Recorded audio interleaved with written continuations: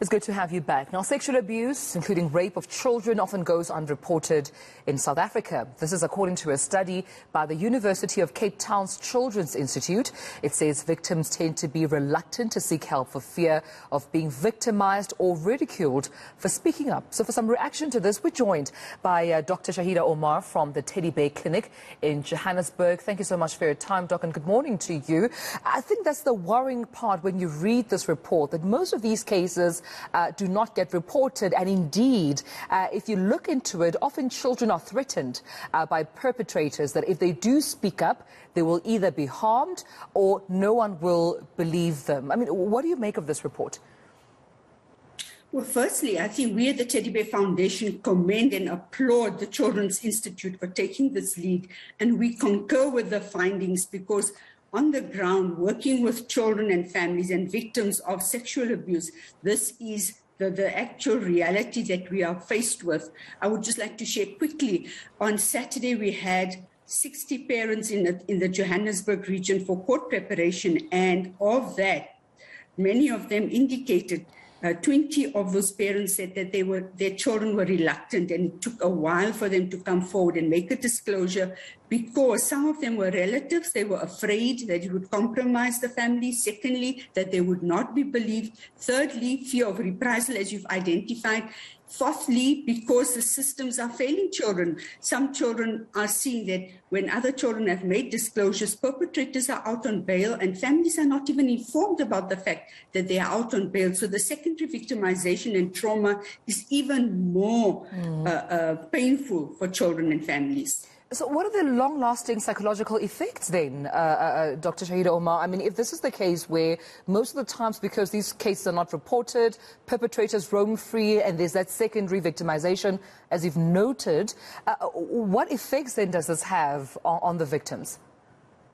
Well, there are many, many possibilities and potentials. And what we actually see is that children either lose concentration, they become depressed, they start manifesting eating disorders, somatic symptoms like stomach aches, headaches, but also not being able to interact with other people. And if one looks at the dynamics, often these children feel betrayed, and the deception around that, the coercion, really leaves them feeling powerless, helpless, and it impacts on their daily functioning, even in terms of their trajectory, where they could resort to self-destructive behavioral patterns like substance abuse, promiscuity, alcohol abuse, becoming victimizers themselves, or gravitating to situations where they will be repeatedly victims once again. So the implications are, quite wide, but really devastating on the well-being of the child.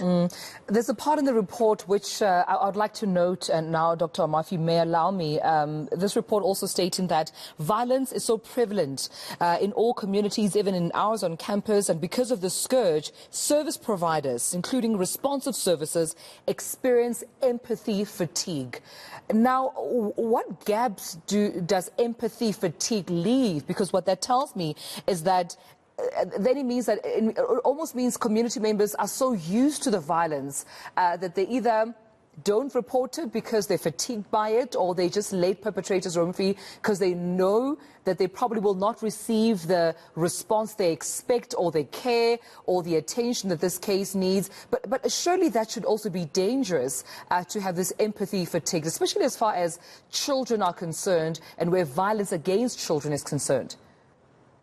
Indeed, Tumelo, the empathy fatigue is very dangerous, but if one looks at the whole landscape of the different systems that are failing children and how people are trying and have attempted in the past to come forward, I'll share this again with you, where cases that have been open, criminal charges of sexual abuse, rape, sexual assault, and again, the cases take for 2 or 3 years and even longer, and where parents are struggling, that other families feel, and community members, that actually it's not worth going through this process. It's an ordeal, it's painful, it's humiliating, and it's just destroying not only the child, the victim, but the family. And these are some of the realities we need to address, because if one looks at timeous and appropriate and adequate responses by law enforcement, the lack of sensitivity there. Look at health facilities and how difficulties to access that and the lack of sensitivity there as well.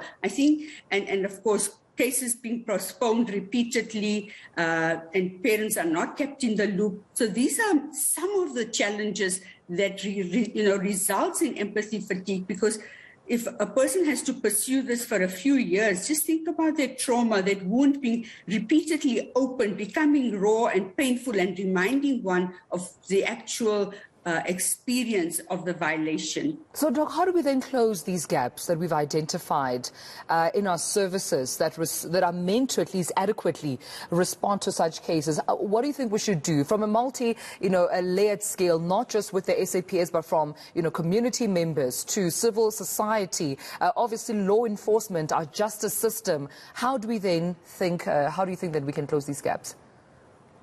Well, firstly, you've already identified it's got to be multidimensional, multi-professional. Everybody needs to get on board, but one also needs to look at the actual context.